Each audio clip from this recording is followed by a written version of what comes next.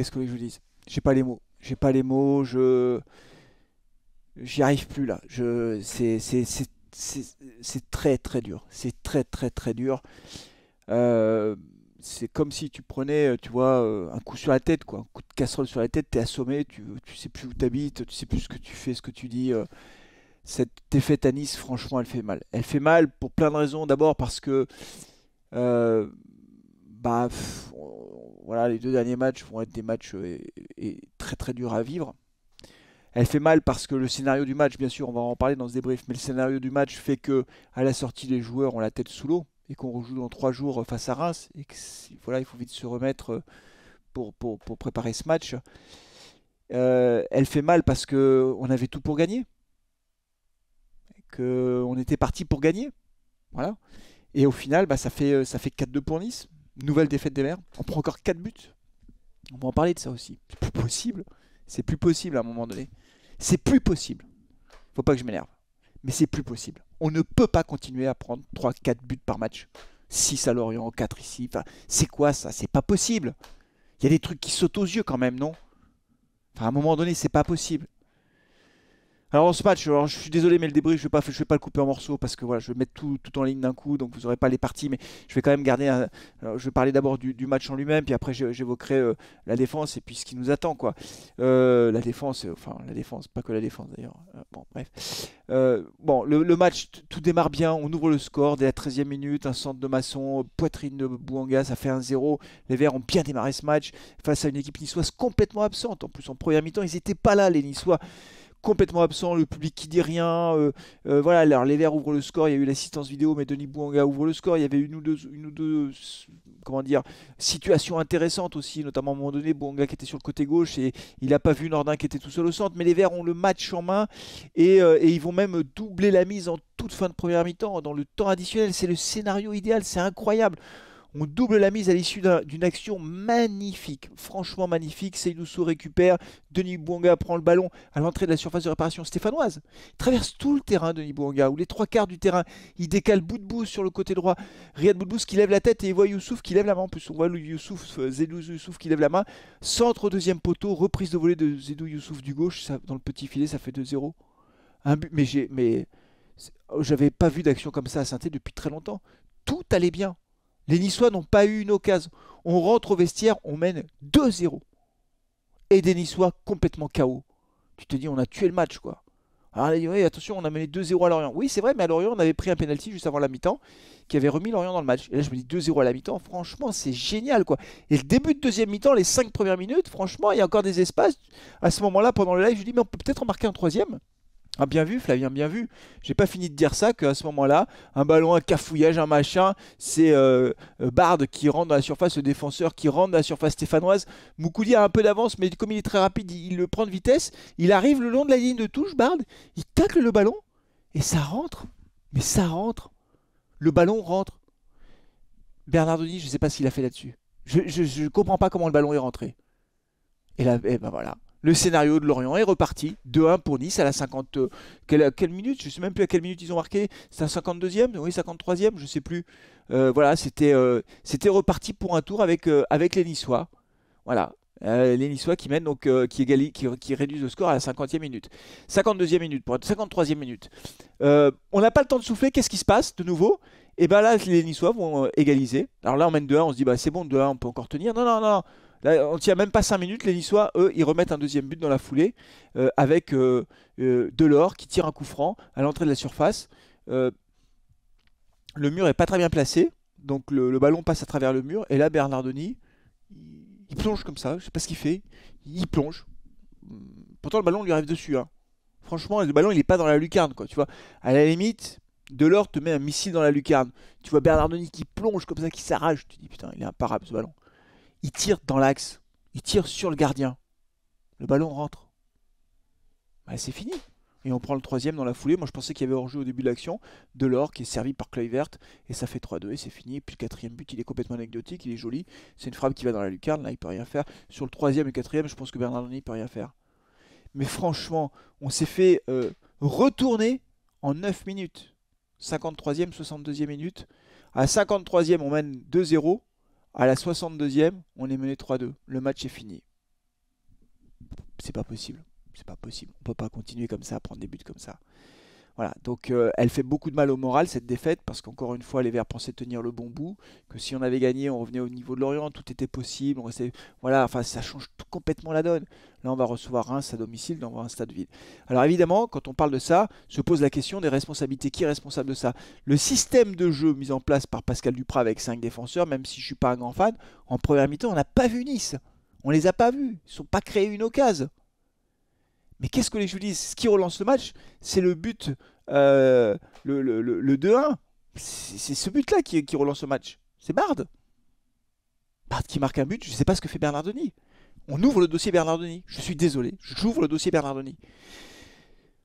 Les fidèles de carton rouge, vous le savez, vous avez vu les cartons rouges, le mag, vous regardez mes débriefs, vous regardez les lives, pour beaucoup d'entre vous, en tout cas certains d'entre vous. Ça fait peut-être 6-7 matchs que je dis que Paul Bernardoni, il y a un sujet. Quand j'ai commencé à dire ça il y a 6 matchs, vraiment, à la fois sur les réseaux sociaux, mais même sur les chats et tout ça, je me faisais démonter la tête. Je n'avais rien compris que Bernardoni, c'était un super gardien, que c'est grâce à lui qu'on avait fait une bonne série, que Paul Bernardoni, voilà, il rassure l'équipe et tout ça, et que donc du coup, bah, il est titulaire à la place d'Étienne Green. On a recruté Paul Bernardoni parce que Étienne Green s'est blessé. Et donc Pascal Duprat en a fait son titulaire. Je vais le dire de façon très simple, ce que je pense de Bernardoni. Il est nul. Voilà, je le dis. Et en plus, je pense que c'est un gars qui c'est vraiment un super type. Voilà, c'est un bon gars. Je pense que c'est un chic type. Et je pense qu'il est gentil, qu'il a un bon état d'esprit, que dans le groupe, c'est un mec super. Il refusera jamais de faire un autographe. Il est plutôt humble, modeste. Donc je pense que c'est vraiment un gars bien. Mais pas au but, quoi. Voilà, enfin, moi, c'est pas possible. Mais combien de points il nous a coûté, Paul Bernardoni? Peut-être que je me trompe, hein, mais il n'a pas fait un arrêt à Nice. À un moment donné, en première mi-temps, il est sorti un peu loin de sa ligne de but, il a soulagé sa défense, mais il n'a pas fait un arrêt. On ne peut pas prendre 4 buts par match. C'est pas possible. Ce n'est pas possible. Étienne Green est plus fort, mais beaucoup plus fort que Paul Bernardoni. C'est dommage que j'ai pas les droits, moi, pour pouvoir montrer les images. Mais je vous ferai un montage, je vous montrerai pendant 1 minute les arrêts d'Étienne Green. Mais Paul Bernardoni n'a jamais fait un arrêt comme Étienne Green. Regardez le débrief Paris Saint-Germain, Saint-Étienne, Paris Saint-Germain. On verrait le nombre d'arrêts que fait Étienne Green face à Mbappé, mais c'est incroyable. Lens Saint-Étienne, on fait de partout, mais pourquoi? Parce qu'on a Étienne Green dans les buts qui est incroyable. Il fait des arrêts incroyables. On l'a, le bon gardien. Il est sur le banc de touche. Mais Pascal Duprat, mais s'il te plaît, remets Étienne Green pour les 2 derniers matchs et les matchs de barrage. Remets Étienne Green. C'est une question de survie en Ligue 1. Il fait pas un arrêt. Franchement, le deuxième but, Delors, la frappe, ça lui passe entre les bras. Sur les corners, j'y vais à un moment donné sur un corner, il sort. Il peut arrêter le ballon. Il le capte en fait. Bah non, il le repousse des 2 points. Il a tellement pas confiance. C'est pas possible. S'il te plaît, Pascal Duprat, tu ne regardes pas cette vidéo. D'accord, mais si quelqu'un la regarde et si quelqu'un peut dire à moi, Pascal Duprat, remettez Étienne Green. Vous avez sorti Colo. Enfin. Mais Étienne Green, quoi. Alors, voilà, c'est mon avis. J'ai vu sur le chat qu'il y en a plus qui partageaient mon avis maintenant. Chez les copains de Carton Rouge TV, au départ, j'étais pas seul, parce qu'il y en a qui pensaient comme moi, mais quand même, il y en a beaucoup aussi qui pensaient que Bernardoni était le bon choix. Dites-moi ce que vous en pensez dans le chat. Est-ce qu'il faut laisser Bernardoni au but pour les 2 derniers matchs? La réponse pour moi est non. Voilà, il faut remettre Étienne Green. On n'a pas le choix. C'est comme ça. Il faut mettre Étienne Green, sinon on va encore se prendre 2 buts face à Reims. Peut-être qu'on en marquera 3. Et puis à Nantes, on en prend 4. Et dans les barrages, on en prend 3 à l'extérieur, mais 2 à domicile. Voilà, c'est simple. C'est simple. Et encore une fois, quand je dis ça, ça me fait de la peine de dire ça parce que je pense que c'est vraiment quelqu'un de très bien. Vous voyez, on sent les choses quand même. Il y a des gars où vous sentez que c'est des sales types, pas sympas et tout ça. Mais Bernardoni, on sent que c'est vraiment un vrai gentil, quoi. Donc, je rien contre lui. Je pense que vraiment c'est quelqu'un de bien. Mais là, dans les buts, c'est plus possible. Ça nous coûte trop cher. Trop d'erreurs qui nous coûtent des buts. Donc dites-moi ce que vous en pensez. Dites-moi ce que vous en pensez. J'espère que Pascal Duprat mettra Étienne Green pour les 2 derniers matchs. Je n'y crois pas. Je n'y crois pas parce que ça reviendrait à se déjuger. Et je pense pas qu'il ait envie de se déjuger à 2 journées de la fin. Mais on va couler. On va couler parce que justement, on va terminer cette vidéo de débrief sur ce point-là. C'est que ce qui nous attend est épouvantable. Lors de la prochaine journée, il y a un Bordeaux-Lorient. Je pense que Bordeaux va battre Lorient à domicile. Ils vont mettre tout, c'est leur dernière chance. Ils étaient en Ligue 2 pendant le match, quand Saint-Etienne menait 2-0. Là, comme par enfin, un miracle, ils sont plus en Ligue 2 obligatoirement. Ils peuvent se sauver. Donc ils vont battre Lorient. Metz reçoit Angers. Metz va battre Metz va battre Angers. C'est clair. Angers sauvé. Angers ne risque plus rien. Metz va battre Angers. Donc Metz revient à un autre niveau. Ça, c'est une certitude. D'ailleurs, j'ai même pas regardé. Vous voyez, je suis tellement dépité que j'ai même pas regardé le goal average parce que là, on fait encore un -2 du coup. Donc notre goal average, il s'enfonce. On est à -34. Metz est à -30. Impeccable. Donc si Metz bat Angers à domicile et si nous on perd, Metz nous passe devant. Metz est barragiste. Donc je peux vous dire que Metz, avec Antonetti sur le banc, ils battent Angers, c'est sûr. C'est aussi sûr que 1 + 1 = 2. Bordeaux va battre Lorient et nous on joue Reims. Donc si on ne bat pas Reims, les amis, c'est même plus le barrage qui nous attend. C'est la Ligue 2. Donc donc je ne pense pas que Pascal Duprat changera Bernardoni, mais c'est une erreur majeure s'il ne le fait pas. Parmi les points positifs du match face à Nice, et ce qui me permet d'essayer de garder une petite lueur d'espoir pour le match face à Reims, l'excellente rentrée de Romain Amouma, le très bon match de Seydou Sow, il a été très bon Seydou Sow. Moi j'ai trouvé Seydou Youssouf bon aussi, alors j'ai vu que sur les réseaux sociaux c'était mitigé, il y en a qui disent qu'ils l'ont pas vu, il a fait un gros boulot de récupération, physiquement il était là, et puis il met un but formidable. Moi j'ai bien aimé Seydou Youssouf. Bonne rentrée d'Ali Laouchiche aussi. Mais Romain Amouma, on sent qu'il a du ballon, quoi. Il rentre, il fait des trucs. Il a fait une passe magnifique. Il pique le ballon dans les pieds d'un Niçois. Il fait un centre en retrait pour Crivelli au 6 mètres. Crivelli reprend ce ballon, mon pauvre, dans les tribunes. Ça part dans les nuages. Bon, Crivelli, je pense pas qu'on ait recruté l'attaquant du siècle. Après, il a de l'abattage. Physiquement, il est là. Mais enfin, franchement, donc face à Reims, on va récupérer Cazerie. On aura Amouma. La question, c'est Sakho. Est-ce qu'on récupère Falaï Sakho ou pas? Si on récupère Falaï Sakho, on peut espérer quelque chose. Si on reste avec cette défense, ça va être compliqué. Je pense vraiment qu'on a, voilà, parce que bien sûr, je parle beaucoup de Paul Bernardoni, mais à un moment donné, il y a aussi la défense. Voilà, donc si on peut récupérer Falaï Sakho, ça change la donne. Il faut le dire les choses. Mais il faut mettre Bernardoni dans les buts. Donc on est vraiment dans une situation épouvantablement dure. Moi, encore une fois, c'est une souffrance de voir ces matchs. En plus, si vous voulez, le scénario du match, il fait qu'on y croit en plus. C'est ça qui est terrible, c'est qu'on y croit. À la mi-temps, on y croit. On retrouve le sourire et tout. On se dit super, les mecs, ils font un bon match.